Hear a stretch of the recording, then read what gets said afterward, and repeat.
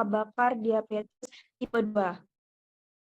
Dan Ibu Dr. Mulyana ini aktif di media sosial juga teman-teman, di mana akun Instagramnya bisa teman-teman cek juga.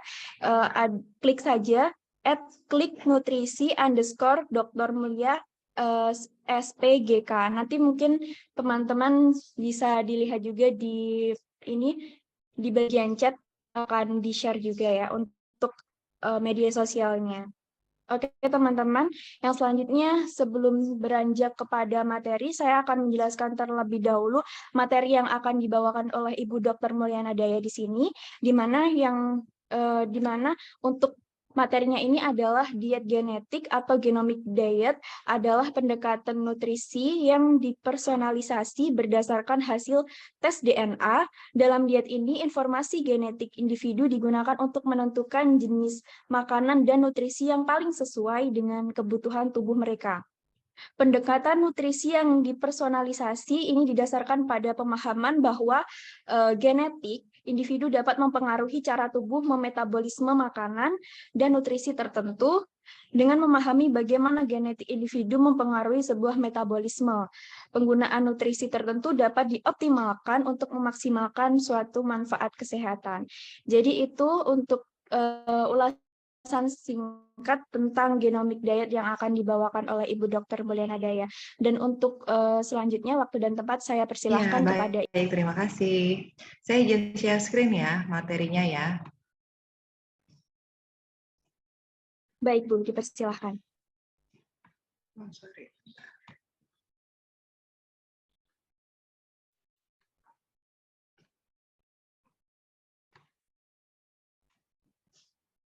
Sudah kelihatan? Sudah terlihat belum? Sudah Bu. Sudah ya, kalau saya geser, nah.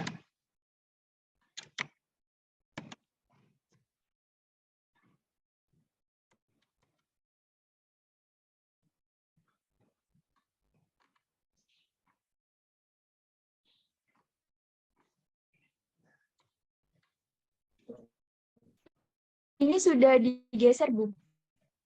Udah digeser? Belum, tunggu sebentar. Di saya belum berubah. Nah, udah, kalau digeser bisa ya? Kelihatan ya?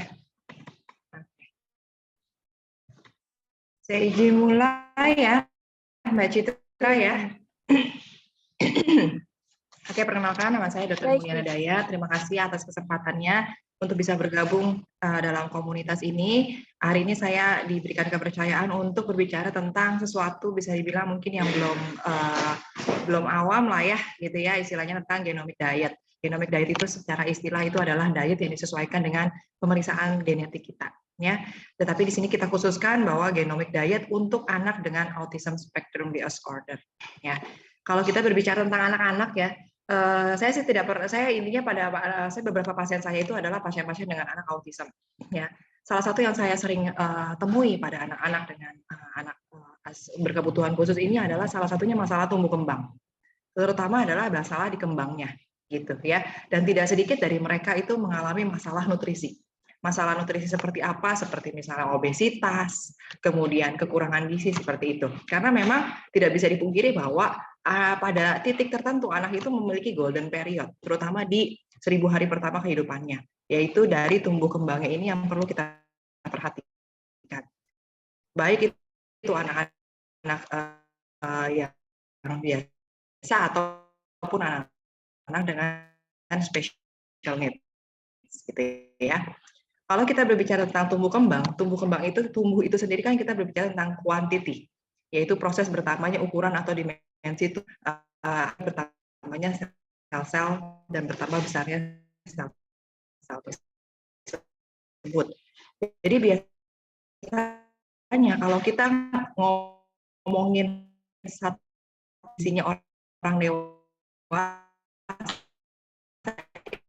cuma sudah berat badan per umumnya tidak hanya tumbuhnya ke atas ya, tapi juga kembangnya itu juga kita perlu perhatikan, di mana proses kembang ini adalah proses pematangan atau maturasi fungsi organ tubuh, perkembangan kemampuan, intelijensi, kemudian sensorik, motorik, dan juga psikologisnya ya. Kalau kita berbicara tentang status gizi, masih jadi masalah gitu ya, terutama di Indonesia.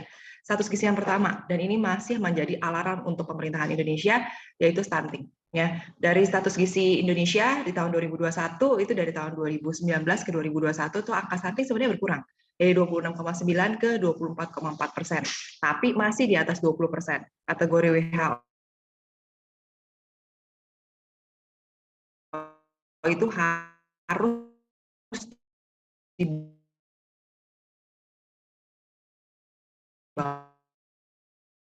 bawah 20%. Jadi Indonesia masih PR. Stuntingnya masih banyak. Ya, wasting itu artinya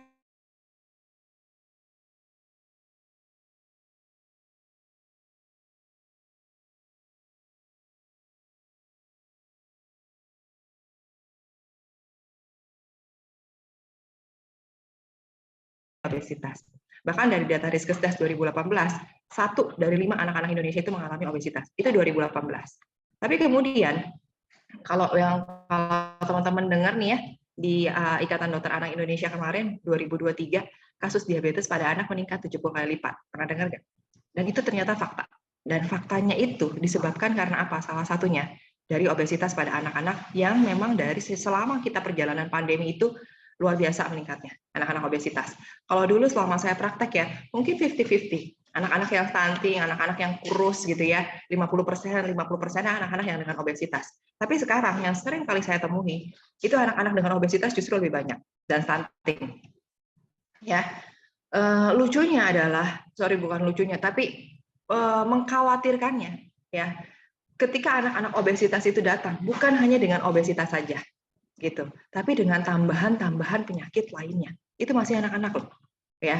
Dengan misalnya fatty liver itu artinya livernya itu tertutup dengan lemak. Kemudian ada yang dengan pankreatitis, ini belum lama ini 1 bulan yang terakhir saya merawat anak-anak remaja perempuan, ya, termasuk anak dengan ASD dengan pankreatitis. Artinya tuh pankreasnya meradang karena salah satunya faktor obesitas dan lifestyle yang tinggi lemak, gitu ya. Jadi tidak bisa diremehkan bahwa kasus malnutrisi pada anak-anak ini juga cukup banyak. Dikatakan malnutrisi itu bukan cuma sekedar orang anaknya kurus nih, anaknya kurang gizi, enggak. Malnutrisi itu artinya ketidakseimbangan zat gizi. Termasuk obesitas itu juga termasuk dalam malnutrisi, gitu ya. Nah, kalau kita kerucutkan lagi, masalah nutrisi pada anak-anak berkebutuhan khusus ini hampir terjadi kurang lebih 46 sampai 89%. Ya, biasanya yang sering terjadi itu pada anak-anak berkebutuhan khusus sering terjadi food selectivity. Mereka kan lebih lebih selektif gitu ngelihat makanan. Beberapa yang saya lihat kalau ngelihat ada yang makanan yang hitam-hitam dikit gitu ya di nasinya atau di makanannya gitu ya, dia akan reject gitu ya, sehingga akan mengalami masalah makan ya. Kemudian beberapa kali juga saya melihat adanya irregular meal time yang kemudian juga akhirnya mengubah pola makan kesehariannya ya. Kemudian kita tahu bahwa salah satu masalahnya adalah pertumbuhan kembangan motoriknya ya, motorik halus dan motorik kasar yang juga akan berpengaruh pada cara mengunyah dan juga mengolah makanannya, terutama di daerah oral ya, daerah mulut. Kemudian yang paling besar ini yang terjadi adalah 23-70% karena gastrointestinal symptoms ya, yang sering dikaitkan adanya dengan intoleransi makanan-makanan tertentu. Yang seringkali pada anak-anak berkebutuhan khusus ini ketika terjadi gastrointestinal symptoms gitu ya, ketidaknyamanan di sistem pencernaannya, mereka tidak mengerti gitulah. Mereka harus berperilaku seperti apa gitu. Seringkali yang menjadi manifestasinya apa? Tantrum seperti itu. Ya, kita nanti akan lihat lebih ke masalah gastrointestinal sistemnya pada intoleransi makanan, contohnya seperti apa. Nah, kita tahu bahwa tumbuh kembang anak itu tidak berdiri sendiri, banyak faktor ya untuk mempengaruhi tumbuh kembang anak ini, baik dari lingkungan yang mengarah ke ASI dan asuh, dan juga nutrisi, dan juga tidak ternyata dari beberapa penelitian juga genetik itu sangat berperan penting, yaitu sekitar 10-20% ya. Atau kita kenal bagaimana nutrisi kaitannya dengan genetik ini kita kenal sebagai nutrigenomik dan nutrigenetik. Nah, mungkin teman-teman belum terlalu fasih apa sih sebagai nutrigenetik dan nutrigenomik itu. Jadi gini, nutrigenetik itu adalah bagaimana suatu genetik itu akan mempengaruhi metabolisme gizi kita. Jadi kita punya genetik nih, genetiknya banyak sekali. Ada genetik yang bikin mata kita jadi biru, ada genetik yang bikin rambut kita mungkin coklat, lebih coklat dibandingkan adiknya, dan sebagainya ya. Tapi ada juga genetik-genetik yang mempengaruhi metabolisme zat gizi ya. Namun kalau nutrigenomik itu sebaliknya, bagaimana suatu metabolisme zat gizi itu mempengaruhi ekspresi suatu gen. Jadi gini, ketika misalnya teman-teman punya genetik gitu ya, genetik itu belum tentu terekspresi. Nanti saya jelasin. Contohnya gini. Ini salah satu penelitian saya waktu di S2 ya, penelitian tentang obesitas. Ya, penelitian tentang genetik obesitas di Jakarta. Ini contoh adalah nutrigenetik. Bagaimana? Ini kalau yang di sini dikatakan bahwa gen FTO RS99 ini bukan nomor togel ya, teman-teman ya, ini nomor gen. Ini namanya kode gen. Ya. Orang-orang yang mempunyai gen FTO dan tipenya itu yang tipe A, ada A-nya, itu resiko obesitasnya ternyata 3,7 kali lebih tinggi dibandingkan yang tidak punya gen FTO-A ini, gitu ya. Dan kecenderungan orang-orang yang memiliki gen FTO dengan genotip A ini, ya, memilih makanan tinggi lemaknya 1,4 kali lebih tinggi. Ini contoh bagaimana nutrigenetik, suatu genetik itu akan mempengaruhi suatu preferensi atau metabolisme makanan. Orang yang punya gen FTO, kecenderungan makan lemaknya akan jadi lebih tinggi. Itu contohnya. Itu nutrigenetik. Bagaimana genetik mempengaruhi metabolisme zat gizi. Tapi kemudian sebaliknya, ini adalah contoh nutrigenomik. Bagaimana suatu metabolisme zat gizi akan mempengaruhi genetik seseorang. Saya katakan contohnya adalah genetik DM. Kita punya misalnya gini, contohnya, papa mama kita atau kakek nenek kita punya genetik DM. Kita mungkin terjadi DM nggak? Jawabannya belum tentu. Gitu. Ya, genetik DM itu berpengaruh sekitar 10-30%. Ya. Papa saya kena DM. Saya punya genetik DM yang artinya probability saya terkena DM itu sekitar 10-30%. Ya. Tapi 70-90%-nya dipengaruhi oleh apa? Lifestyle. Lifestyle di sini dalam arti kata adalah pola makan dan juga gaya hidup dan juga aktivitas fisik. Seperti itu. Kalau pola makan saya bisa saya atur nih, saya udah tahu nih papa mama saya misalnya ada DM. Artinya saya genetika kuat. Kalau misalnya saya bisa mengatur pola makannya kemudian saya buat pola makan yang lebih sehat, saya sesuaikan dengan pola makan untuk DM gitu ya. Bisa saja genetik DM saya satu tidak terekspresi. Artinya saya mungkin tidak terkena DM sampai seumur hidup saya. Yang kedua, bisa terjadi kemungkinan bahwa harusnya saya terkena DM di usia 40 tahun. Tapi karena lifestyle saya jaga nih, ekspresi gen saya baru termuncul di usia 60 tahun. Jadi itu, bagaimana suatu lifestyle kita, metabolisme zat gizi kita, ya keseharian kita, itu mempengaruhi ekspresi suatu gen. Gitu ya. Itu contoh nutrigenomik. Nah, yang bisa saya simpulkan di sini, bagaimana interaksi antara gen dan nutrisi, dan sebaliknya nutrisi sama genetik, itu nggak bisa dipisahkan. Karena mereka dua-duanya itu saling berkaitan. Gitu. Tidak cuma genetik mempengaruhi nutrisi, tapi nutrisi juga mempengaruhi genetik. Artinya gini, contohnya ini saya contohnya agak menyeramkan, tapi ini yang saya dapat. Jadi gini, kalau kita punya misalnya pistol atau gun gitu ya, gunnya itu seperti gennya. Tapi bagaimana nanti pelurunya itu mau diarahkan kemana? Itu tergantung tangannya, yang megang gun, yang megang senjatanya. Artinya gitu ya, kita bisa inti dari ini adalah kita bisa mengontrol ekspresi suatu gen. Ya, gennya ini mau kita bawa kemana? Mau kita ekspresikan, walaupun kita punya genetik ini misalnya resiko rendah, resiko sedang, atau resiko tinggi, gitu loh. Kita punya genetik itu, dan itu genetik nggak bisa diubah, ya. Tapi genetiknya ini mau kita ekspresiin atau enggak, itu tergantung sama kita dan bisa kita atur. Seperti itu. Contohnya dari mana? Dari nutrisi, dari pola makan kita sehari-hari. Sesuatu yang sebenarnya menurut kita simple sehari-hari, tapi itu sangat berpengaruh untuk apa? Untuk jangka panjangnya dan untuk lifetime kita ke depannya, kita mau jadi sehat atau enggak. Intinya gitu. Ya. Sehingga kita kenal suatu yang namanya diet yang sekarang. Kalau dulu kita kenal namanya general diet. Artinya one fits for all. Pokoknya semua yang kena DM dikasih diet DM. Semua yang kena semua yang kena cancer, diet cancer.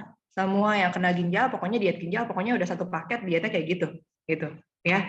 Kemudian dengan berkembangnya zaman, teknik biomolekuler, bisa pemeriksaan DNA, yang tadi saya bilang, keluarlah yang namanya genomic diet. Nah, artinya personalized nutrition, yang artinya no one fits for all. Inilah perubahan paradigma yang terjadi dalam abad 20 ini ya. Jadi no one fits for all ini adalah di mana seseorang dietnya itu disesuaikan dengan genetiknya masing-masing. Ada orang yang genetiknya misalnya gini, saya kalau makan tepung lebih gampang gemuk. Saya kalau lebih makan gorengan itu lebih gampang gemuk. Ada orang yang makannya banyak nggak gemuk-gemuk. Tapi ada orang yang makannya kayak istilahnya, ya ilah saya baru makan nasi sebutir udah langsung gemuk, istilahnya gitu. Itu salah satunya dipengaruhi karena genetik.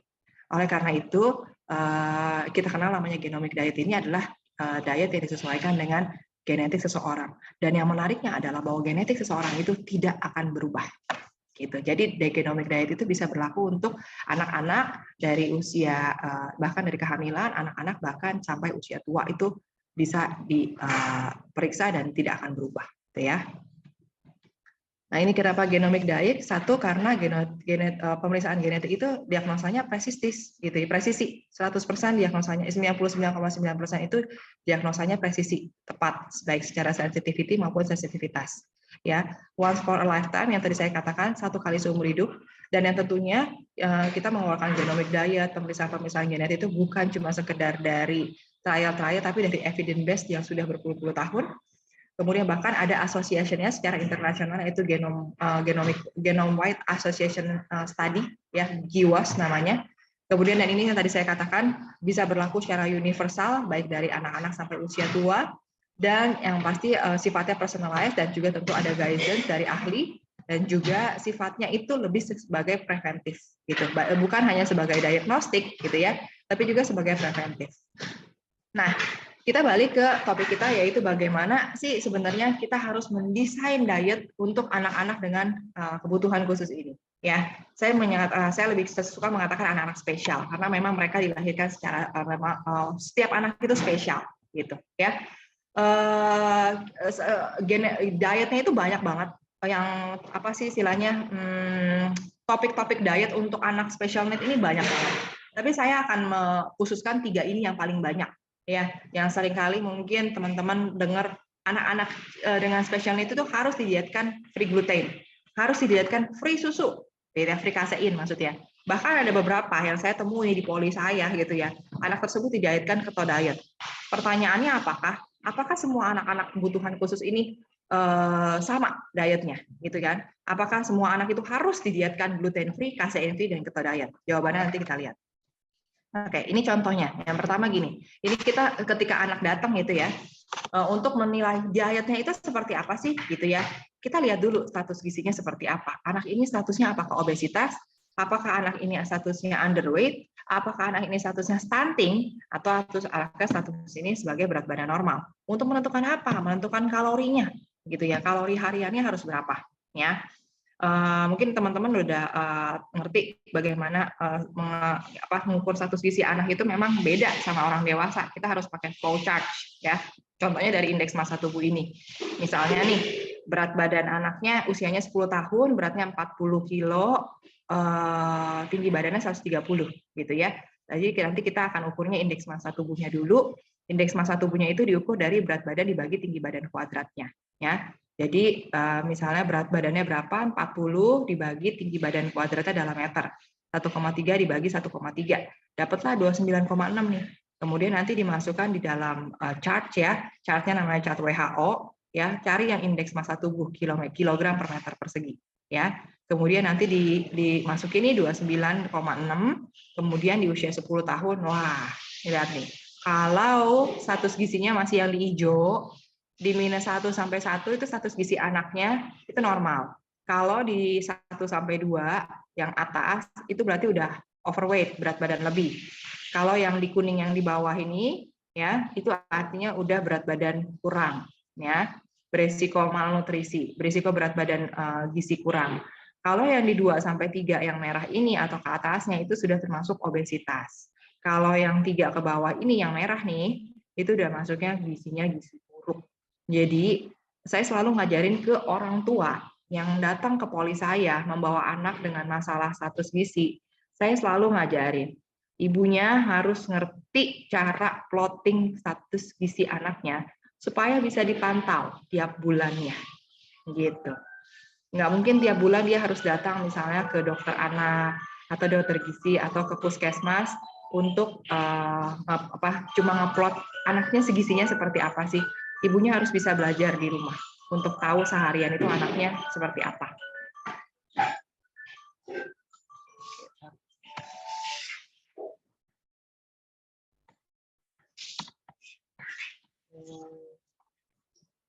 Bentar ya. Oke. Misalnya nih anaknya tadi udah datang, udah kita lihat kalorinya 1.500 kalori, kemudian nanti biasanya kalau dari dokter gizi itu nanti akan dibagi nih dietnya itu makronutriennya dan mikronutriennya.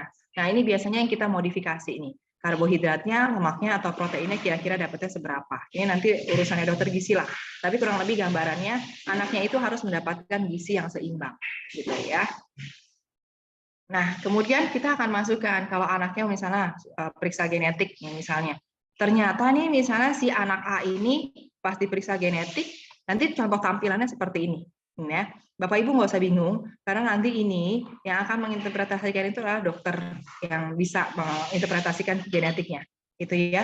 Tapi di sini saya mau ngasih gambaran. Misalnya nih, si pasien A, anak A, ternyata genetiknya punya genetik ini yang kemudian diinterpretasikan anak ini sensitif sama karbohidrat. Kalau dia mengkonsumsi karbohidrat, istilahnya metabolisme karbohidrat itu lambat. Salah satu contohnya pengaruhnya kemana? Ke penambahan berat badan, gitu ya. Dan kemudian dia juga punya kecenderungan tinggi untuk menyukai makanan manis, gitu ya. Jadi pada anak-anak yang dengan genetik seperti ini perlu dimodifikasi mananya. Perlu dimodifikasi karbohidratnya. Bukan artinya anak tersebut harus dietnya rendah karbo atau no karbo. Gitu, itu hati-hati. Yang sering salah paham itu. Tapi kita bisa modifikasi dari 55 atau 50 sampai 60%-nya. Mungkin kita bisa berikan di range 50 sampai 55-nya atau yang lebih rendahnya. Bukan di 60%-nya. Seperti itu. Kenapa? Jangan sampai kemudian kita salah diet. Kemudian anaknya didietkan diet keto. Padahal anak ini lagi bertumbuh. Paham ya? Anak itu lagi bertumbuh, salah satu yang tumbuh apanya? Otaknya. Dan itu akan mempengaruhi intelijensinya. Yang teman-teman harus tahu adalah bahwa karbohidrat itu adalah satu-satunya nutrisi yang bisa masuk ke otak. Ketika anak akan didietkan diet keto tanpa dipantau oleh dokter gitu ya, kemudian dilakukan jangka panjang, itu salah satunya bisa pengaruhnya kemana? Pertumbuhan otaknya, apalagi di usia-usia balita, apalagi di 1000 hari pertama kehidupan. Itu hati-hati ya. Ketogenic diet untuk anak itu biasanya hanya dilakukan pada anak-anak yang epilepsi. Dan itu pun sebagai proses terapi saja, bukan sebagai lifestyle. Jadi hati-hati di situ ya. Kemudian, yang ini yang menarik. Seringkali kita pernah dengar nggak ibu-ibu bahwa anak-anak berkebutuhan khusus, terutama untuk anak-anak autism, salah satu penyebabnya itu adalah masalahnya di leaky gut. Leaky gut itu artinya masalah ya sistem komunitas di ususnya itu nggak seimbang. Karena ternyata Tuhan itu menciptakan ada jalan tol antara otak sama usus, gitu ya. Kalau misalnya bakteri-bakteri atau misalnya komunitas di ususnya dikatakan nggak sehat, itu juga akan mempengaruhi bagaimana neurotransmitter atau istilahnya sinyal-sinyal ke otaknya itu juga akan dipengaruhi.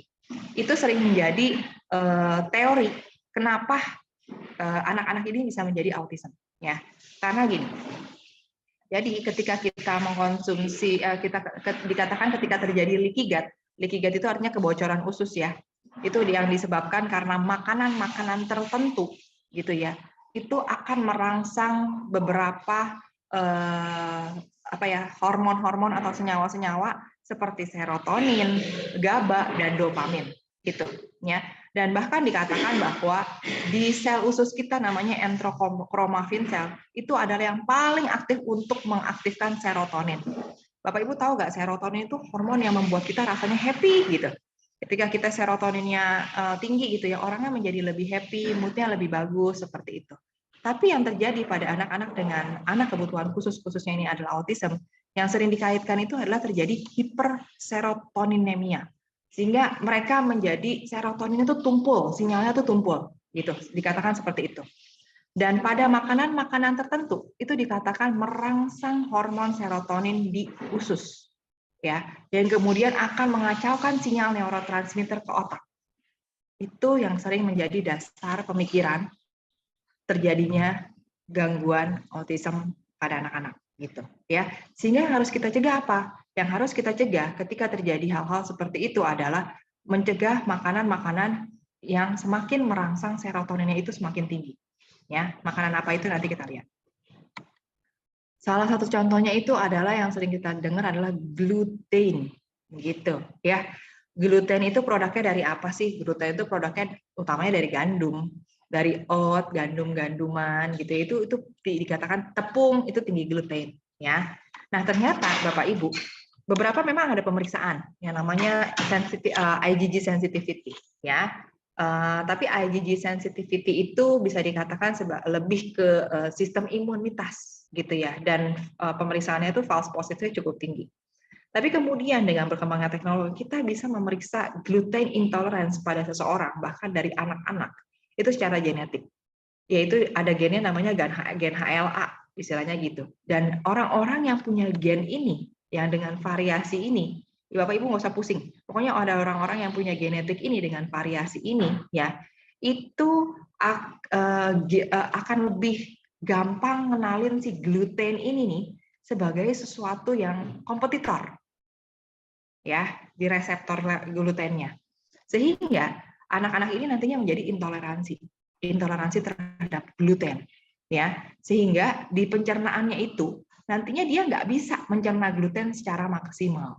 Otomatis manifestasi klinisnya yang terjadi gejalanya adalah gangguan sistem pencernaan. Ya, yang terjadi seringkali kembung, itu yang paling sering terjadi. Yang diare saya nemuin jarang ya, yang kembung yang lebih sering. Sehingga yang terjadi pada anak-anak dengan autism gitu ya, ketika mereka terjadi gangguan sistem pencernaan, mungkin karena intoleransi gluten ini, mereka nggak nyaman. Sehingga muncullah istilahnya tantrum dan lain-lain. Sehingga beberapa dikatakan, oke, dietin gluten, supaya gangguan pencernaannya mereda, tantrumnya berkurang, seperti itu, ya. Nah, seringkali juga dibilang bahwa gluten ini juga memiliki suatu senyawa aktif yang namanya gliadin, ya. Dan gliadin ini ternyata memiliki suatu efek seperti opioid. Kita tahu ya kalau opioid, sorry ya, morfin, gitu ya. Itu memberikan efek rasa happy, senang, seperti itu, gitu ya.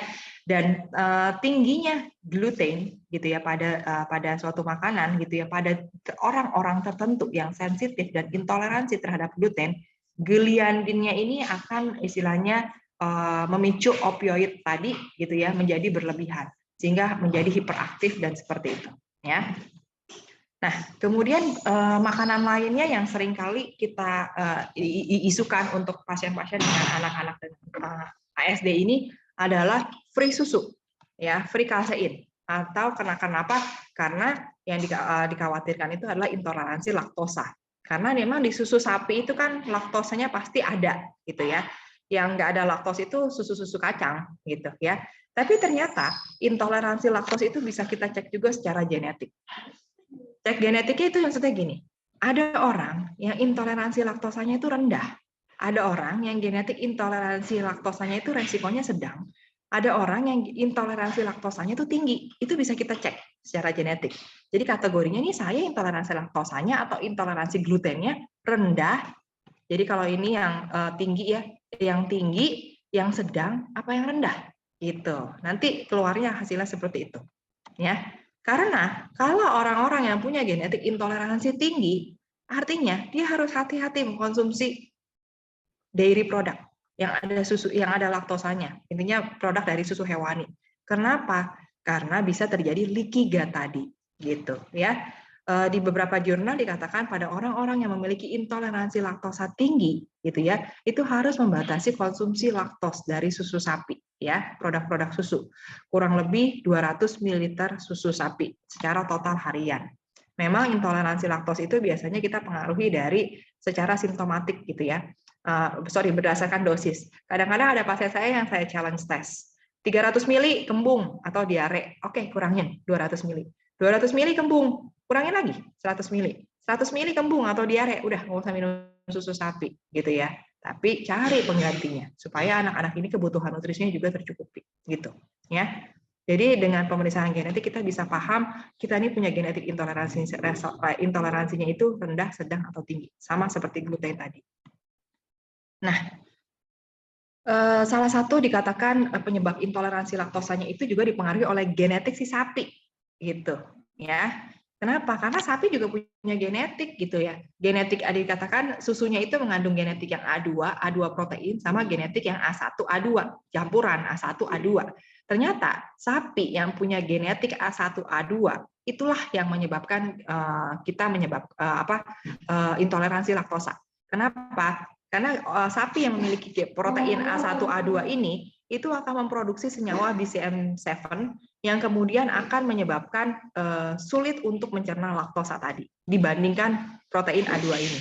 Jadi kalau misalnya nih anaknya bapak ibu misalnya kok lebih cenderung kalau minum susu gampang diare gitu ya. Coba cari-cari susu yang bisa susu sapi ya, tapi yang proteinnya A2. Sekarang ada kok di Indonesia beberapa produk yang proteinnya A2 ya, untuk susu hewani. Kalau nggak bisa juga, ya udah susu nabati. Harus ada cari penggantinya. Susu nabati itu contohnya susu kacang, ya. Nah, di beberapa juga dikaitkan kenapa sih harus anak-anak dengan ASD ini harus di free casein diet, gitu kan? Karena dikatakan bahwa susu ini menghambat reseptor folat di otak. Reseptor folat itu asam folat, gitu ya. Itu salah satunya ada di otak, ya. Sehingga akan menonaktifkan folat ini, kemudian akan mempengaruhi neurotransmitter yang ada di otak, seperti itu. Ya, tapi kemudian terjadi perbincangan lagi. Terjadi perbincangannya kenapa? Ada yang pro, ada yang kontra, maksudnya gitu, ya. Di beberapa penelitian ada nih efeknya bagus. Oh, dari sekian banyak yang diterapi gluten free, casein free atau GFCF ya, saya singkat GFCF ya. Ternyata responnya bagus nih, 20-29% terhadap behaviornya yang kita nilai kan biasanya behaviornya, perkembangan motorik harusnya, sensoriknya bagus. Sekitar 20-29% hasilnya signifikan. Ya. Tapi kemudian dikatakan ada beberapa sorry ya.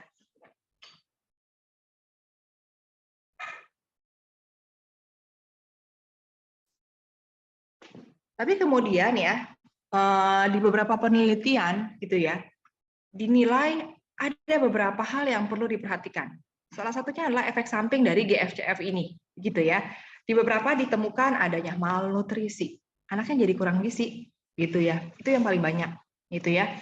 Anaknya menjadi kemudian kekurangan defisiensi beberapa vitamin dan mineral. Salah satunya adalah yang paling sering ditemui itu adalah defisiensi kalsium dan vitamin D. Karena diet susu. Susu itu salah satu diet tinggi protein, tinggi kalsium, sumber vitamin D, seperti itu ya. Sehingga diberikan catatan pada anak-anak yang diberikan gluten free, casein free diet gitu ya, harus bukan cuma sekedar elimination diet. Elimination diet itu artinya pokoknya nggak boleh makan gluten, nggak boleh makan kasein, nggak boleh minum susu. Tapi tugas dari orang tua itu juga harus mencari makanan pengganti untuk pengganti nutrisi yang serupa mirip gluten dan nutrisi yang serupa mirip susu sapi.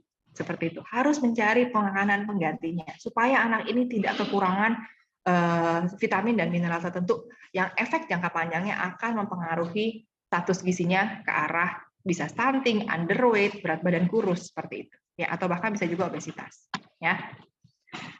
Nah, ini ya yang tadi saya katakan ya. Ini nanti Bapak Ibu kalau mau saya selalu cantumin jurnalnya penulisnya. Jadi Bapak Ibu nanti bisa googling ya.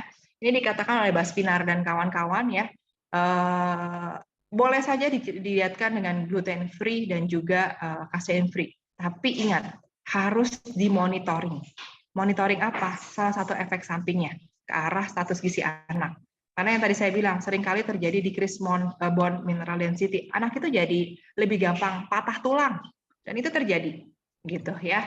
Mikronutrien defisiensi. Salah satunya adalah mikrodefisiensi apa? Yang tadi, vitamin D, zat besi. Satu lagi, B kompleks. Ini B kompleks ini tingginya di mana? Di gandum-ganduman.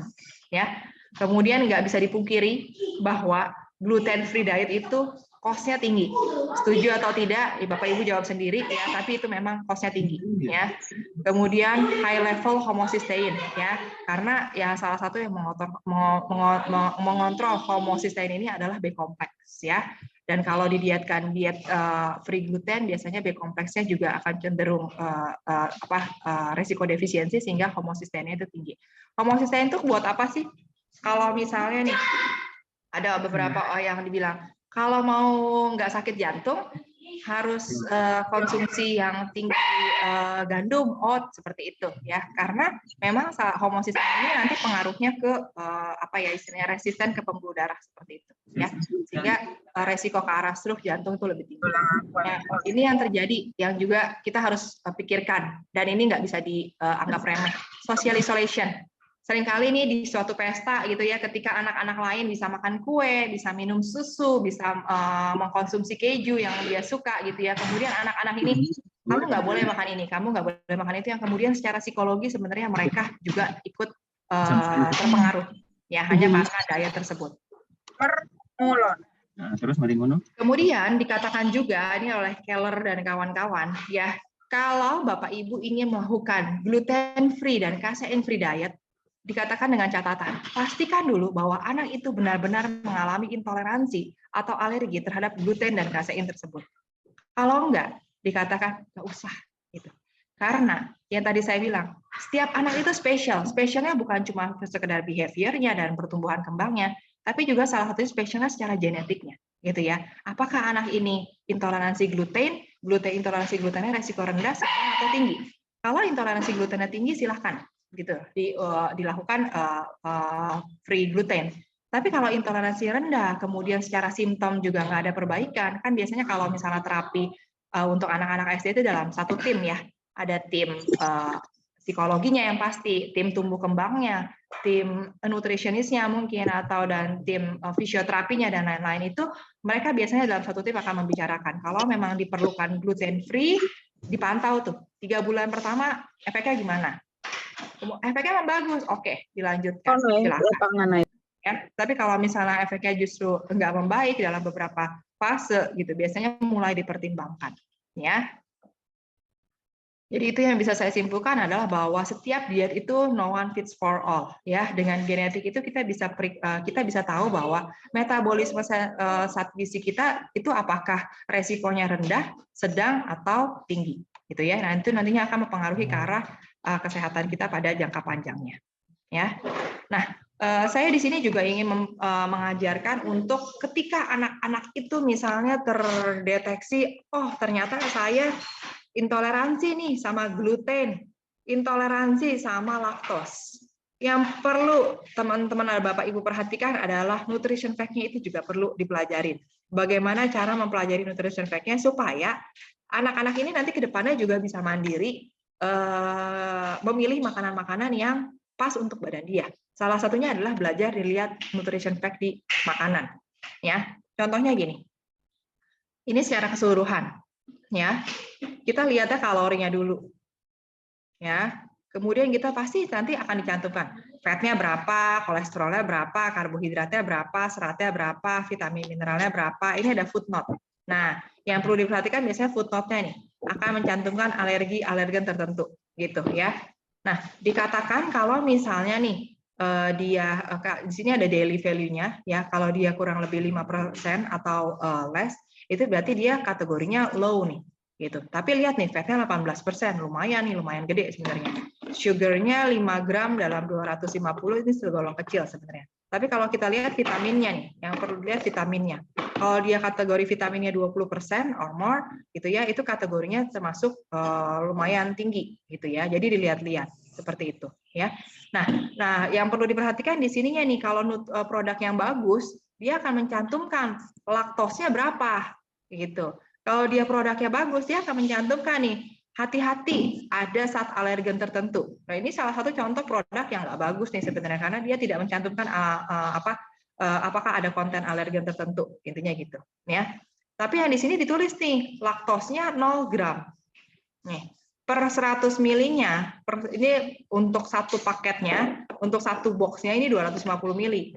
Per 100 milinya, ya itu laktosnya 0.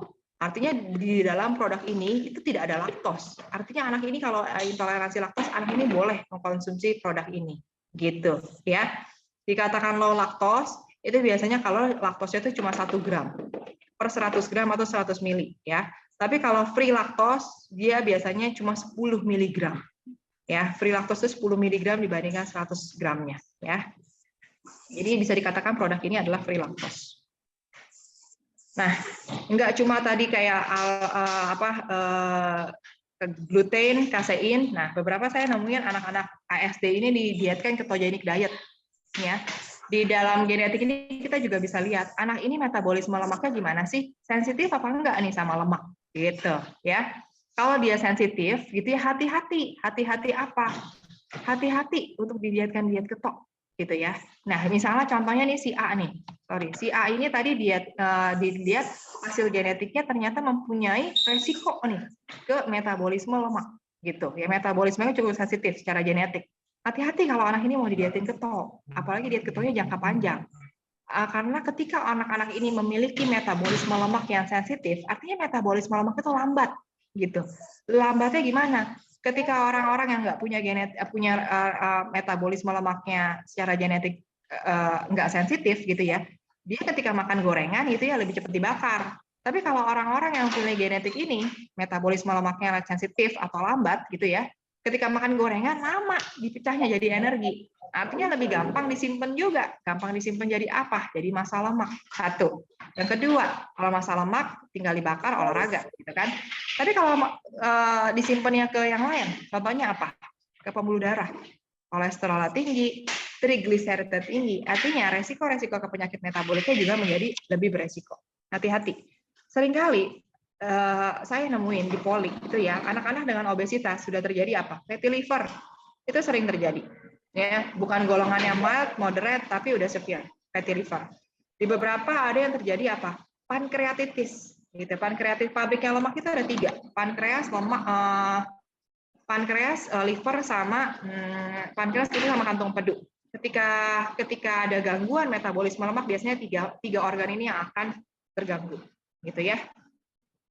Nah, di salah satu dari pemeriksaan genetik juga kita bisa melihat dari status resiko defisiensi vitamin mineral pada anak, gitu ya. Apakah anak-anak ini kecenderungan memiliki resiko defisiensi vitamin D? Itu bisa kita lihat secara genetik. Ada orang seperti ini contohnya. Kita udah jemur setiap hari, udah konsumsi vitamin D dengan dosis harian, gitu ya. Tapi ketika dicek vitamin D, gitu ya, tetap aja rendah gitu, karena bisa dipengaruhi salah satunya dari genetik. Ada orang yang memiliki genetik sinyal untuk memetabolisme vitamin D-nya itu kurang, enzimnya itu kurang gitu ya, sehingga mau dia minum dosis harian, mau dia jemur seharian, itu vitamin D-nya naiknya lama banget, biasanya seperti itu ya. Artinya orang-orang yang punya genetik vitamin D-nya itu resikonya sedang sampai tinggi, itu biasanya dosis vitamin D-nya kita naikkan gitu ya, atau dari makanan sumbernya yang harus tinggi vitamin D. Seperti itu. Ya, karena kita nggak bisa pungkiri bahwa vitamin D itu juga berperan dalam proses tumbuh kembang mereka, terutama dalam pertumbuhan di tulangnya. Ya. Nah, ternyata pemeriksaan genetik itu Bapak Ibu juga bisa kita lihat ke arah potensi. Potensi apa? Potensinya nanti bisa kita kembangin nih, gitu loh. Kita yang tadi saya katakan bahwa setiap anak itu spesial. Salah satunya spesialnya yang harus kita gali itu potensinya di mana sih, gitu. Dan ternyata dari pemeriksaan genetik kita bisa lihat nih. Bukan misalnya nantinya secara genetik dia bisa jadi apa ya, dokter kah, apa arsitek, enggak gitu ya. Lebih ke potensi olahraganya. Jadi misalnya gini, secara genetik anak ini potensi olahraganya ke arah aerobik lebih baik gitu ya. Ke yang anaerobik itu contohnya kayak arah kardio. Kardio itu contohnya lari, jogging, badminton, basket, seperti itu ya. Itu lebih baik dibandingkan yang anaerobik. Anaerobik itu sorry sebentar ya.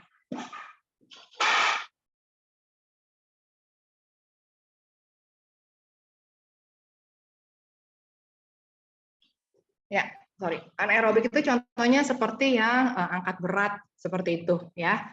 Nah, ketika anak-anak memiliki potensi aerobiknya lebih baik nih gitu ya, kita bisa arahkan ke arah sana. Bukan berarti kemudian nanti ketika dia ingin mengasah anaerobiknya menjadi nggak baik gitu, tapi artinya effortnya harus lebih besar seperti itu ya. Nah, untuk tahap pemeriksaan genomic diet sendiri itu pertama kita dari DNA profiling ya. Nanti akan diperiksa dari ambil darah atau misalnya yang paling sekarang udah tekniknya juga udah maju, nggak perlu ambil darah, cukup dengan bukal swab dari air liur seperti itu ya. Kemudian nanti hasilnya akan keluar. Kemudian nanti hasil akan keluar, akan dibacakan hasil DNA-nya seperti apa, kemudian nanti akan diberikan dietnya seperti apa untuk bisa diaplikasikan secara genetik ini saya harus apa sih gitu ke depannya secara lifestyle ya, supaya nanti itu bisa di maintain untuk ke depannya, harapannya untuk sebagai preventif maupun diagnosis sehingga kesehatannya menjadi lebih baik. Kesimpulan yang bisa saya dapatkan adalah dari topik ini, pertama, pemenuhan diet pada anak-anak dengan ASD itu sifatnya personalized, ya. Nggak semua melulu harus didietkan, semua anak ASD harus didietkan gluten free, casein free, atau keto diet dan sebagainya. Dan perlu memperhatikan kebutuhan tumbuh kembang anak, itu yang penting. Itu yang pertama yang harus diprioritaskan, ya. Kemudian, kalaupun dilakukan gluten free ataupun casein free diet tadi atau eliminating diet tadi pada anak-anak dengan ASD, itu harus dilakukan pemeriksaan terstandarisasi dulu, gitu ya. Apakah anak-anak ini benar intoleransi terhadap gluten atau intoleransi terhadap kasein tadi? Ya, salah satu pemeriksaan yang terstandarisasi itu yang secara gold standard itu adalah nutrigenetik atau pemeriksaan genetik tadi. Kemudian jangan lupa bahwa eliminating diet tadi harus juga dilakukan substitution diet, ya. Jangan hanya melakukan diet dengan tanpa gluten, tanpa susu, tanpa kasein, tapi tanpa mempertimbangkan makanan-makanan yang bisa menggantikan nutrisi dari gluten dan juga susu tadi, ya. Karena yang perlu tadi saya katakan prioritasnya perhatikan tumbuh kembang anaknya juga atau status nutrisinya, ya. Pada intinya adalah semua diet itu baik anak ASD maupun setiap orang itu intinya adalah no one fits for all, karena sifatnya itu adalah personalized yang bagaimanapun kita diciptakan tiap orang berbeda-beda terutama dari segi genetik. Untuk penjelasan dari DNA profiling dan genomic diet nanti bisa menghubungi Ibu Lim Linggar ya di nomor tersebut. Dari saya sekian. Terima kasih. Semoga bisa bermanfaat.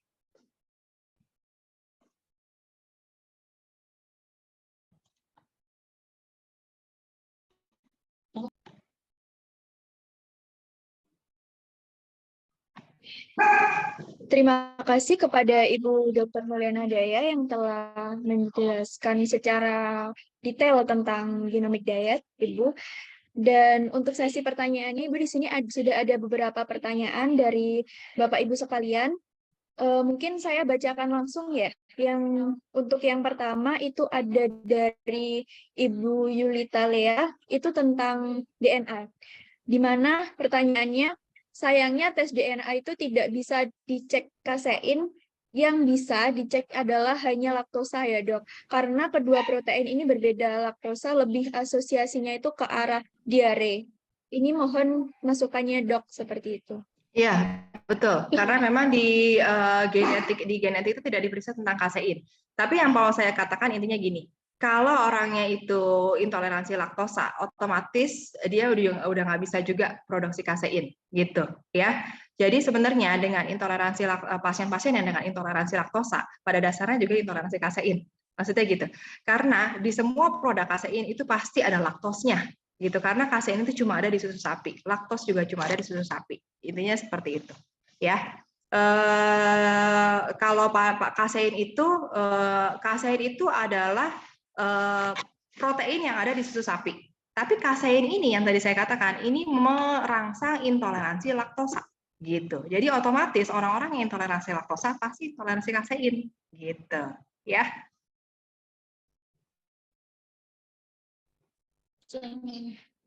Baik Ibu, terima kasih atas jawabannya.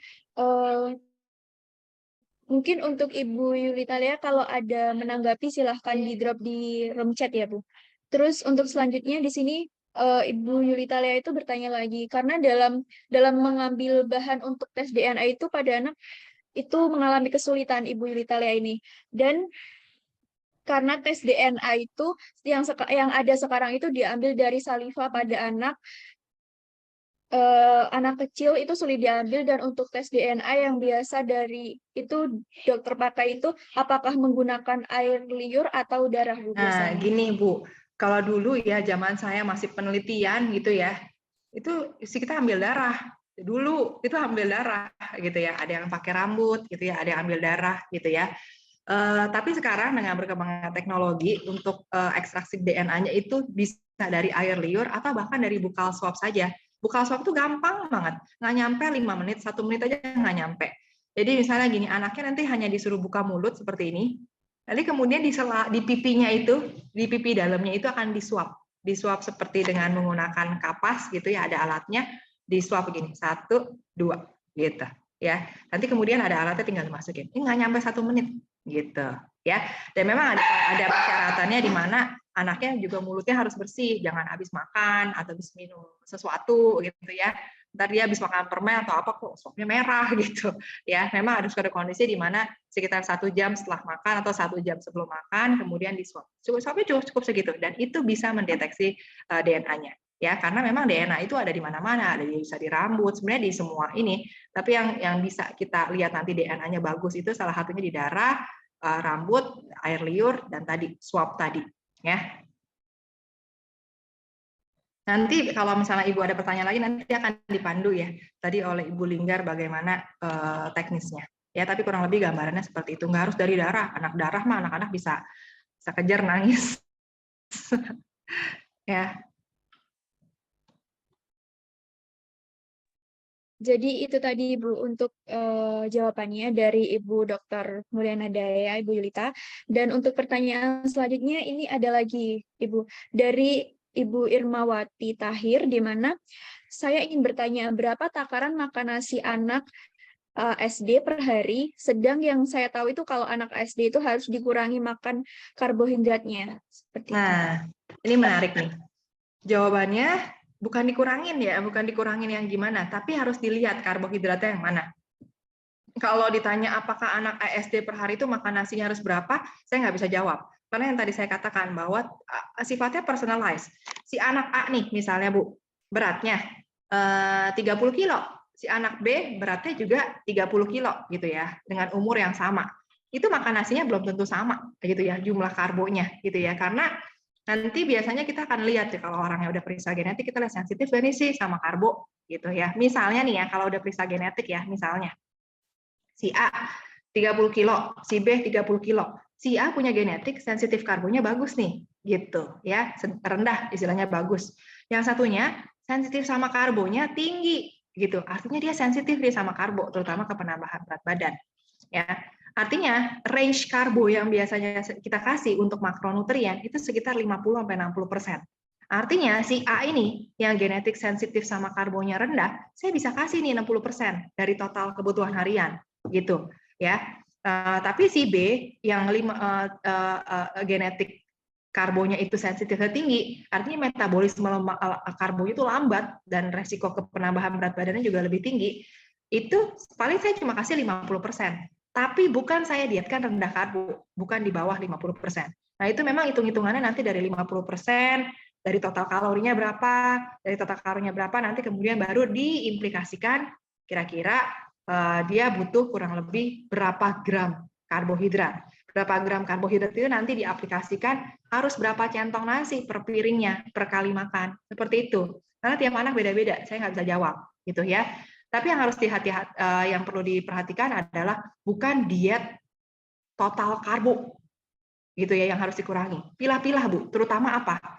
Karbohidrat kompleks. Karbohidrat sederhana, sorry. Karbohidrat itu ada 2 jenisnya. Karbohidrat sederhana, karbohidrat kompleks. Karbohidrat sederhana itu yang udah harus dikurangin. Ini mah wajib. Gula, tepung, kemudian sirup dan lain-lain itu, permen dan seperti itu kan golongannya karbohidrat sederhana. Ya, memang kalau golongan gula yang gula murni itu akan merangsang serotonin. Gitu ya, sehingga seringkali kita lihat jangankan anak ASD, anak biasa aja gitu ya, ketika tinggi gula apa sih yang terjadi yang mereka ini perubahannya, behaviornya hiperaktif kan, gitu ya. Karena memang apalagi anak-anak dengan ASD ini, jadi otomatis anak-anak dengan ASD khusus konsumsi karbohidrat yang sederhana itu harus dikurangin, gitu ya. Apakah nasi karbohidrat sederhana? Jawabannya enggak. Nasi itu adalah mix karbohidrat kompleks dan karbohidrat sederhana. Jadi jangan sampai anak ASD ini nggak boleh makan nasi. Saya pernah temuin itu, gitu ya. Dok, anak saya itu udah nggak lama nggak makan nasi, gitu lah. Ya tapi berarti tetap aja dok naik. Ya autisnya ya begini-begini juga, gitu ya. Itu salah pemahaman. Ya, anak-anak dengan ASD betul harus diet rendah karbohidrat, tapi karbohidratnya karbohidrat sederhana golongan gula-gula murni, gitu ya. Kalau tepung kadang-kadang saya masih lebih bisa batasin deh, gitu ya. Kadang-kadang mereka ingin makan roti dan lain itu batasin, gitu ya. Tapi nasi dan lain-lain, jagung, kentang, silahkan. Yang tadi saya katakan, otaknya masih tumbuh. Satu-satunya nutrisi yang bisa masuk ke otak itu adalah karbohidrat. Ketika nanti dietnya salah, rendah-rendah karbo, akhirnya proteinnya tinggi, lemaknya tinggi, otaknya nggak berkembang. Ya, kalaupun memang pasti mau didietin, mau ngurangin karbo dan lain-lain, saran saya konsultasi dulu ya ke dokter supaya nanti perhitungannya jelas. Ya, nanti biasanya ke dokter gizi nggak yang gimana kok, nanti akan dikasih tahu ibunya. Oh nanti pagi makannya nasinya berapa sendok, biasanya gitu. Siang berapa sendok, malam berapa sendok. Jadi lebih ke aplikasi sehari-hari seperti itu. Ya. Baik, untuk pertanyaan selanjutnya ya, dari langsung saya jadikan satu, di sini ada dari Ibu Lia dan dari Ibu Ana, di mana yang Ibu Lia itu bertanya tentang apakah ada batasan umur untuk diet ini, Bu, dan juga apakah ini berlangsung seumur hidup seperti itu. Dan untuk pertanyaan dari Ibu Ana, ini apakah ada pemeriksaan tulang untuk anak seperti itu? Karena anak dari Ibu Ana ini tuh ada mengalami tuh diet kasein seperti itu. Jadi tidak ada minum susu dan produk turunannya. Dan bagaimana cara untuk meningkatkan tinggi badan anak yang dimana anak itu harus diet kasein seperti itu. Jadi pertanyaannya yang pertama itu tentang batasan umur untuk diet, dan yang kedua untuk anak yang ingin tumbuh tinggi tapi ada diet kasein seperti itu. Bagus nih pertanyaannya. Jadi yang perlu kita samakan persepsi dulu tentang definisi diet ya Ibu ya. Kalau dikatakan diet ini apakah boleh dilakukan setiap usia dan lain-lain? Jawabannya boleh. Karena diet itu secara definisi itu adalah pengaturan pola makan. Ya, itu artinya dari kata Yunani, artinya dari kata dietita, artinya a way of life. Artinya kita memang harus makan untuk hidup. Gitu, bukan dibalik, hidup untuk makan, jangan kebalik ya. Nah karena diet itu artinya pengaturan pola makan. Artinya mau dari bayi, dari anak di dalam kandungan, dari bayi sampai usia tua gitu ya, semua orang butuh diet gitu ya, karena memang makannya harus diatur gitu ya. Diet itu bukan berarti diet untuk nurunin berat badan, biasanya kan orang lihatnya gitu ya. Enggak, semua orang butuh diet. Nah, tapi dietnya apa? Dietnya sifatnya personalized, ya. Apakah dietnya itu misalnya si anak A dietnya itu mau di free akan ada laktos intoleransi, ya dietnya intoleransi laktos gitu, atau intoleransi gluten ya dietnya free gluten seperti itu. Jadi semuanya nggak sama. Nah, kalau genomic diet itu menariknya ketika kita sudah periksa gen gitu ya, genetiknya ini diperiksa sekali seumur hidup gitu, sekali seumur hidup, dan karena genetik kita itu nggak berubah, jadi istilahnya genomic dietnya ini nanti bisa jadi panduan dia dari awal gitu untuk seterusnya gitu. Ketika nanti misalnya dari anak kemudian nanti dia udah beranjak dewasa gitu ya, dietnya sudah mulai terjadi modifikasi dan lain-lain, silakan gitu. Tapi dia harus tahu, oh badan saya ini seperti ini. Diet yang panduannya ini yang harusnya seperti ini. Jadi nanti ketika dia tahu ada yang kurang atau ada yang lebih atau ada yang salah dari dietnya, dia ngerti panduannya dulu seperti apa, gitu ya. Nah tadi ini bagus nih pertanyaannya. Anaknya didietkan dengan kasein, artinya nggak minum susu ya. Kemudian gimana caranya supaya tetap merangsang tingginya. Betul bahwa susu itu adalah paling sumber makanan yang digandang-gandangkan, oh ini kalau mau tinggi pokoknya minum susu gitu kan, karena susu itu kan tinggi protein, sumber protein dan juga tinggi kalsium dan juga vitamin D gitu ya. Yang perlu saya tekankan bahwa ketika anak ini mau tumbuh tinggi, mau tumbuh istilahnya ya, itu bukan cuma sekedar protein, kalsium, dan vitamin D tadi. Gitu ya. Pertama, ibu harus cek dulu status gizi anaknya apa. Ya, itu yang harus selalu dinilai pertama. Kalau status gizi anaknya misalnya underweight, berat badan kurang, ini juga bisa menjadi salah satu masalah. Masalah apa? Tumbuhnya nggak akan maksimal. Gitu. Yang kedua, anak dengan obesitas. Apakah dengan anak obesitas itu juga punya gangguan pertumbuhan? Jawabannya iya. Karena anak-anak dengan obesitas itu biasanya juga terjadi gangguan apa? Hormon. Hormon apa yang sering terganggu? Hormon pertumbuhan. Ya, sering nggak ngelihat anak-anak, sorry ya, dengan obesitas, sorry ya, alat kelaminnya itu jadi lebih kecil, gitu. Itu karena dia hormon pertumbuhannya, growth hormonnya, testosteronnya itu biasanya mengalami keterlambatan juga, penurunan. Ya, artinya pertumbuhan tinggi juga akan menjadi bermasalah. Nah, yang ketiga, pola makan yang sehari-hari. Mau pola makan yang seperti apa gitu ya, dietnya harus seimbang dulu. Intinya gini, kalau kita mau kalau kita misalnya mau diet, mau ngasih anak tumbuh tinggi, dikasih suplemen nih, suplemen kalsium tinggi, kan biasanya gitu. Saya punya suplemen kalsium nih dok, gitu kan, supaya anaknya tinggi, pokoknya dikasih kalsium aja, kalsium, vitamin D, magnesium. Itu kalsium, nggak akan nyampe ke tulang, kalau proteinnya aja nggak cukup. Maksud saya gitu, penuhin dulu nih makanan sehari-harinya, makronutriennya, karbohidratnya, lemaknya, proteinnya, ini cukup dulu. Karena kalau proteinnya aja nggak cukup nih, kalsiumnya nggak akan nyampe ke tulang. Kayak protein itu mobilnya untuk nyampe ke tulang, gitu, untuk metabolisme si kalsiumnya tadi. Gitu maksud saya ya. Atau misalnya gini, anaknya nih dikasih kalsiumnya cukup, vitamin D-nya cukup, tapi anaknya makan proteinnya dikit banget, nggak mau makan ayam, nggak mau makan ikan, tahu tempe jarang gitu ya, makan proteinnya dikit sehingga ototnya nggak berkembang. Yang ngasih makan otot-otot kita ini apa sih? Protein, bukannya dari karbo, bukan dari lemak, protein gitu ya, supaya ototnya tumbuh. Bayangin, ketika tulangnya ini mau tumbuh, tulangnya ini kan harus butuh ruang. Ruangnya apa sih yang melingkupi sekitarnya? Otot. Kalau ototnya aja nggak tumbuh, gimana tulangnya mau perangsang tumbuh? Maksud saya gitu. Ya, gitu. Sehingga ketika anak ibu didietkan free kasein, gitu ya, kita tahu kasein itu sumber protein, sumber kalsium, sumber vitamin D yang tadi, ya, emang bagus buat tulang. Artinya yang tadi saya katakan, ketika ibu mengeliminasi diet ini, ibu harus cari substitusi makanan apa yang juga sebagai sumber protein, sebagai sumber kalsium, dan juga sebagai sumber vitamin D. Contohnya nggak usah jauh-jauh, dari protein hewani aja, sama protein nabati. Tahu tempe, ya, mungkin proteinnya kita bisa dapat dari protein hewani, ikan, ayam, telur, seperti itu ya. Protein nabati kita bisa dapat dari mana? Protein nabati kita bisa dapat apa? Jangan salah, gitu-gitu tahu produksi Indonesia, kalsiumnya tinggi. Ya, kalsiumnya tinggi. Ya, tempe juga kalsiumnya tinggi, kacang-kacangan itu kalsiumnya tinggi, ya. Vitamin D-nya kita bisa dapat dari mana? Vitamin D-nya jangan lupa ajak anak buat jalan-jalan, jemur pagi-pagi, seperti itu udah vitamin D paling gratis, gitu, ya. Si sumber lainnya contohnya apa? Ikan.